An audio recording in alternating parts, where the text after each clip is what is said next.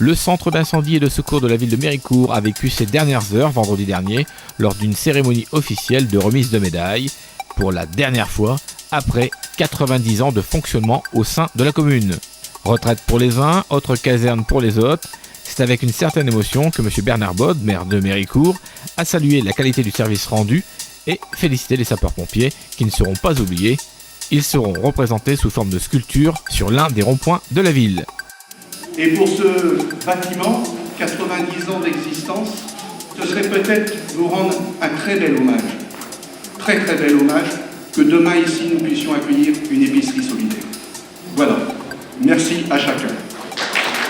Une page qui se tourne pour le colonel Laurent Moreau et une autre qui s'ouvre pour les personnes en difficulté. Ce lieu sera toujours un endroit dédié à l'aide des gens en danger. L'Institut Pasteur de Lille a un nouveau site internet. Nouvelle interface plus dynamique et colorée, des rubriques plus détaillées. Cela permettra aux chercheurs, aux voyageurs amenés à partir à l'étranger ou simples curieux de trouver en quelques clics de nombreuses informations sur les recherches en cours, les différentes formations ou conférences, et pour ceux qui quittent le pays, les recommandations sanitaires en fonction du voyage pour éviter la transmission de virus de type Zika par exemple. Compatible tout écran et accessible en plusieurs langues, ce site offre également une partie consacrée aux enfants qui veulent découvrir la science. L'adresse est simple, www.pasteur-lille.fr. Habitué au spectacle de rue, la compagnie Les Animaux s'était mise à l'abri par ce froid dimanche dernier au cœur du centre Arc-en-Ciel de Liévin pour y accueillir petits et grands dans le cadre de la manifestation Un dimanche en famille organisée par la municipalité.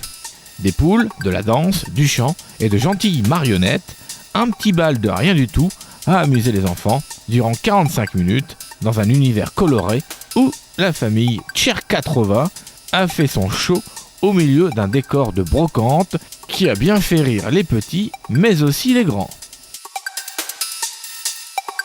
C'est pas parce qu'on est grand qu'on n'a plus le droit de faire carnaval. Au contraire, la fête s'est faite pour tout le monde, de 0 à 107 ans au moins. D'ailleurs, le foyer Ambroise Croizat de Arnes l'a bien compris. En effet, la municipalité avait convié les résidents à une joyeuse cavalcade animée par Marie-Laurence de Lille, qui s'est même terminée, tenez-vous bien, sur du Maître Gims. Madame Annick Boss-Witkowski, maire adjointe aux actions sociales et à la solidarité, était invitée à l'événement et n'a pu qu'apprécier l'engouement des anciens du foyer pour cette fête de début d'année que l'on retrouve partout dans le monde.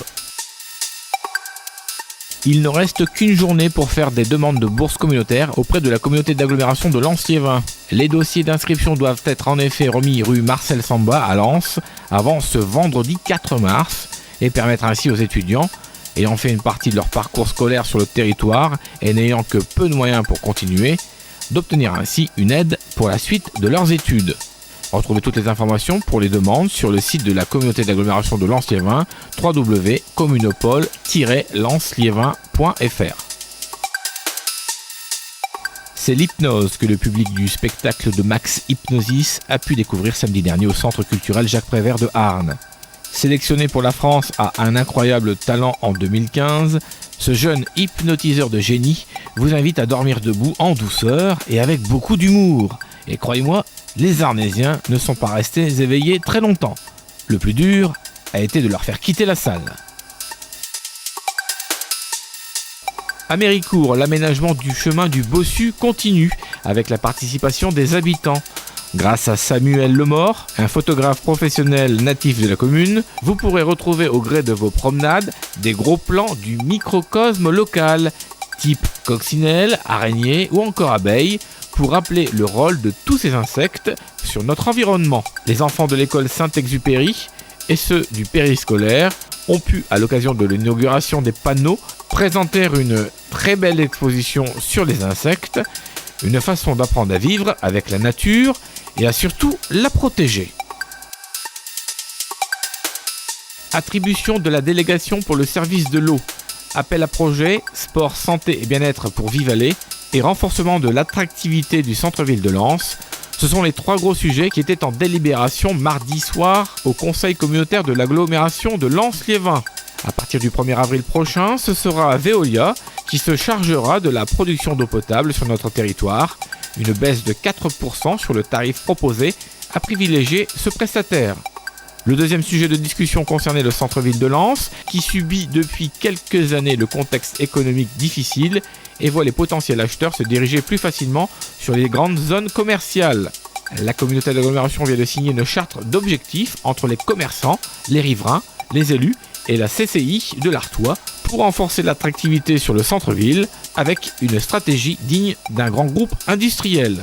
Pour terminer, les élus ont lancé un appel à projet pour le pôle Vivalet, situé à Liévin, et qui regroupe entreprises, formations, associations et recherches sportives, et qui va permettre de surfer sur l'intérêt grandissant des habitants à la pratique des sports nature et du tourisme sportif.